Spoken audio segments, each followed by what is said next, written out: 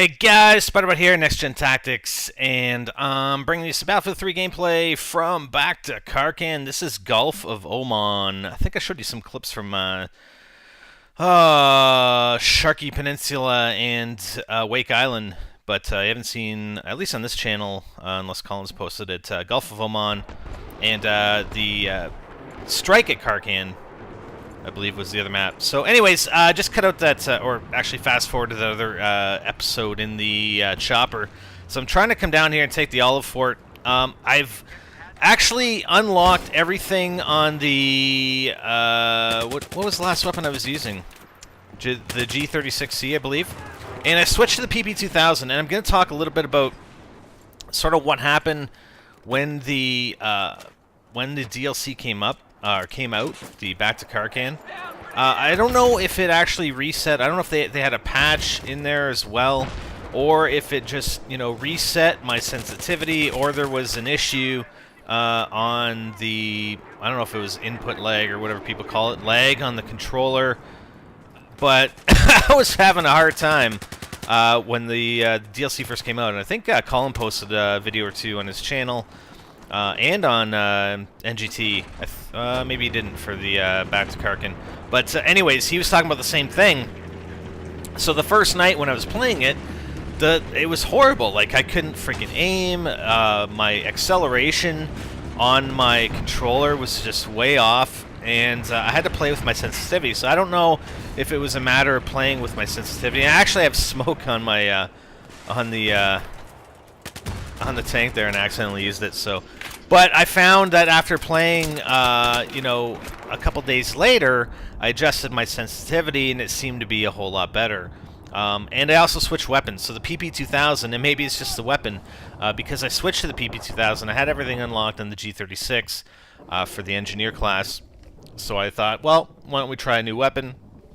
And this PP2000 is actually pretty beast. It's actually even better. I unlocked the RDS for it this game, and with the RDS on it, and I'm going to show another clip probably on the Monday, December 12th. This will be posted on the 11th, but on the 12th, where I'm going to show the PP2000 with the RDS, and it's pretty beast, and my accuracy and aiming and everything has drastically improved over the first video that I posted for Back to Karkand last week. So it's yeah, not sure.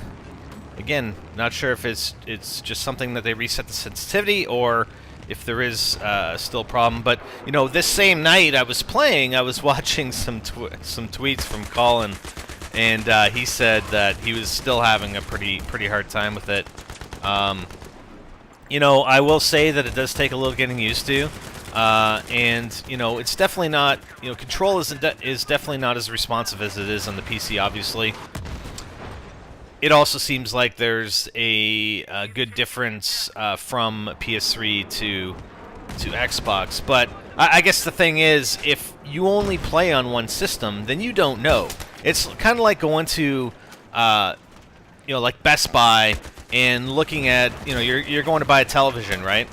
And you see them all side by side. You can clearly see the differences, but and it's maybe it looks a lot better than your TV at home. But when you go home and you have an older TV, it looks fine. It's not until you put it side by side that you notice that difference. So when you're playing on multi-console, you're playing the same game multi-console, you're going to see those differences. But if you're only ever playing on one, and you get used to it, and it's fine. And I think that may be part of the problem. Is it worse on PS3? Maybe it is. But you know what? If all you play is PS3, it doesn't really matter. You're used to it, you deal with it, and the game plays just fine.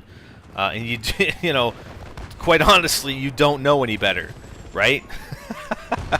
It's like your TV at home, right? It looks fantastic. It looks great. It looks fine. But if you brought it into the store and put it side by side with the, you know, the newest model, you know, it's going to look like crap. So ignorance is bliss, let's put it that way, right? So I take this guy out of the buggy here. He jumps out of the buggy, tries to shoot me, but I jacked your buggy, dude. So yeah, these maps are a lot of fun, and obviously, as you can tell, I'm playing Conquest. So you know, these maps from the Back to Karkand maps, they're made for Conquest. I mean, I'm sorry. You know, Wake Island for Rush, not really feeling it as much. I don't like the fact that they made only 3 flags on Wake Island, though. That's a little disappointing. I wish they had 5 flags. I think all the original Wake Island maps on whatever Battlefield games that map was on I believe it was always 5 flags. So I'm not sure why they went to 3. But still an epic map, and I like it, you know, best on Conquest, and it was made for Conquest, as are some of these maps. I mean, the one, you know, Sharky is pretty tough on Rush, where they place the targets, and you know, I don't think it's necessarily map specific. It's not the map that makes it difficult. It's where those targets, where those MCOM stations were placed, that makes it difficult, very difficult for the offense. So, you know, a half-decent team on defense will have a huge upper hand on that map. But this, you know, Gulf of Oman on Conquest, pretty good.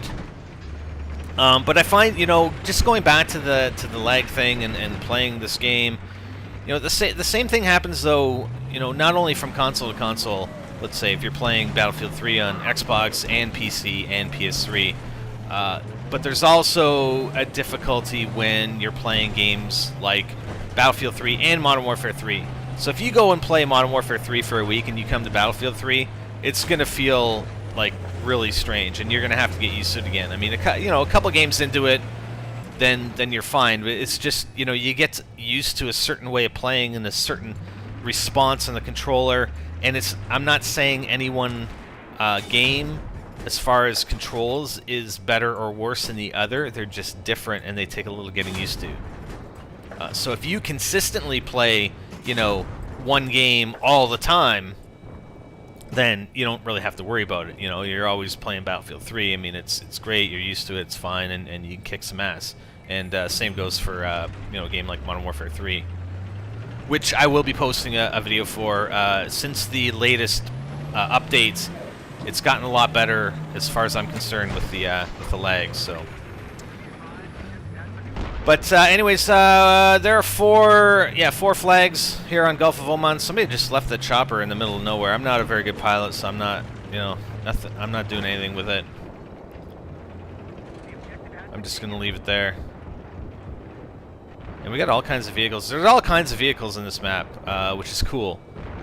And same with Wake Island. Lots of vehicles, and I like it. It's just good, especially when, you know, the bases are that far a distance apart. And you know, there's some maps on the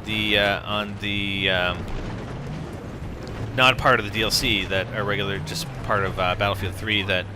You know, on Conquest, and even on Rush, the bases and/or the flags are really far apart, and in some of those bases, you don't even have access to vehicles, so it's a real pain in the ass running back and forth from flag to flag, or from one base to the next base for MCOMs, and you know, there are no vehicles. You just got to haul ass, and it takes you, you know, a good couple minutes just to get from one base to the next. So.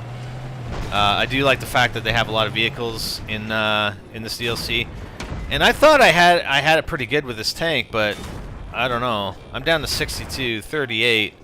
I mean, I hit that guy 3 times, so I jump out because I thought, you know, I figure he has the upper hand on me. Kind of missed with the SMAW, but whatever. He got me. Then his engineer jumps out, starts repairing it. Bastard.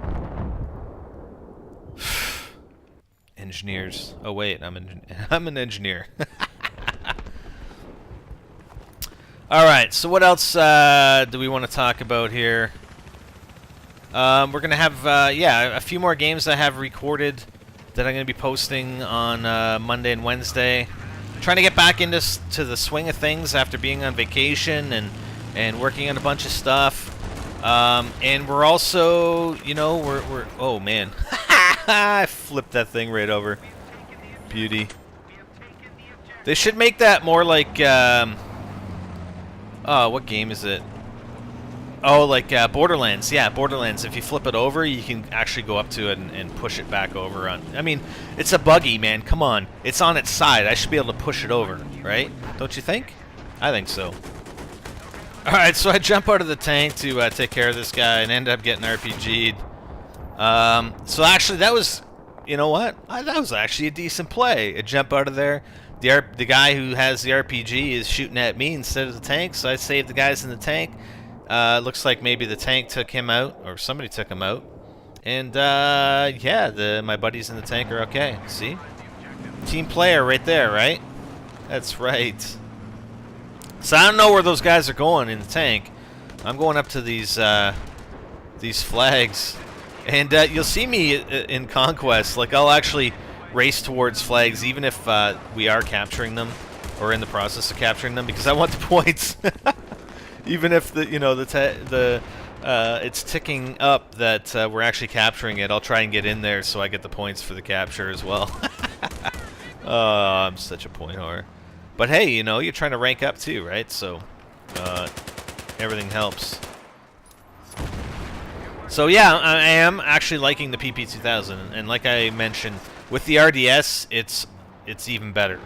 And there's way less recoil on the thing, and I can even get some medium-range kills with it. So I'm not sure. I think there are a lot more limited, more limited unlocks for it than the regular weapons, the regular class weapons. So I haven't unlocked everything for it yet, obviously. But once I do, hopefully it'll be even better. We'll see. We'll see. I gotta start using some of the other guns too. Just want to unlock everything, you know? I'm like a completionist. I gotta rank everything up, get all the unlocks, do everything for all the guns, get all the ribbons, get all the medals, you know? I don't know about the Platinum Trophy.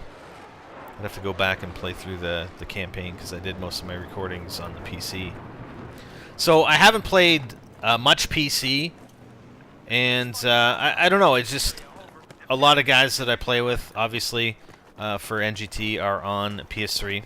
Aside from Colin, I mean, Colin plays on the PC quite a bit. But you know, I don't know. It's just a preference thing, I guess. And you know, I just don't, because I want to unlock things. I want to try different weapons, and we actually have all these the flags and. When you're on Assault Conquest, see, that's the difference, right? Regular Conquest, you guys each have, you know, both teams have a deployment area, and then you go in and you capture the flags. Well, Conquest Assault, you either have all the flags, and that's where you start. You can start in any of the flag locations, or you start in a deployment and you are forced to go in and retake the flags. You actually start with more tickets as well. If you're the one that doesn't have any of the flags, you start with more tickets, because obviously it's not very fair if they have all the flags already and your tickets are counting down like crazy because of it. So I'm a little unsure as to the spawns. I know if we start where we start, if they have all the flags, you can either, you know, deploy in your squad or in your original deployment. If you're the team that already has all the flags, I think you can either only spawn on your squad mates or randomly, I believe. And I don't, you know what? In all the games I played, I don't actually remember ever being in that position. Most of the games that I played, we've been on the attack, where we didn't start with any of the flags. But if I did play a game where we were on the defensive, we'll call it the defensive team, I don't remember us ever losing all of the flags, so I'm not sure. But like I said, I think it's been a very minimal... I don't even remember playing a game where we were on the defense. So... But they actually added some other stuff to the DLC, and it's funny because I read some comments from some people. I don't know if it was on the video, some of the video comments, but some people complaining about having to unlock things in games in DLC I think maybe it was DLC specifically, but you know, maybe that can extend to the game. And people are saying, well, you know, I paid X number of dollars, I should be able to have everything. And I'm like, man, that's the whole point of playing a game is, and it's great, is to unlock things. I mean, that's why I think part of the reason why, you know, games like Call of Duty games and some of these others are so popular is because, you know, and especially for me, like, I'd love to oh my god, I totally failed on that guy. I love to unlock things. I love to complete challenges to get stuff. I mean, if you just started with everything, I think that's just a little bit ridiculous. I mean, play the game. I mean, what? Because you paid $60 for a game in multiplayer, you should automatically be top level, everything unlocked, be able to do anything you want, use any weapon you want. That'd be freaking boring, man. That would be boring as hell.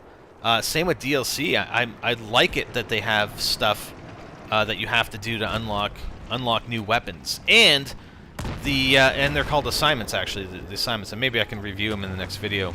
But these assignments require you to do specific things to unlock these weapons, and it's fantastic because it's geared towards playing the objective and to helping your team, and it's awesome. And, you know, guys, like, yeah, you pay $60 for a game. What, you should have all the single-player missions open as well, so you can play whatever mission you want? That's ridiculous. Play through like it's meant to be played through, and unlock stuff and achieve things. And I mean, that's part of the appeal of a game. And it's the same thing with the DLC. I like the fact that you have to complete these assignments and do specific things to unlock these new weapons. I think it's fantastic. Anyways, hope you guys enjoyed it. More coming soon. I'm SpiderBite, and I'm out.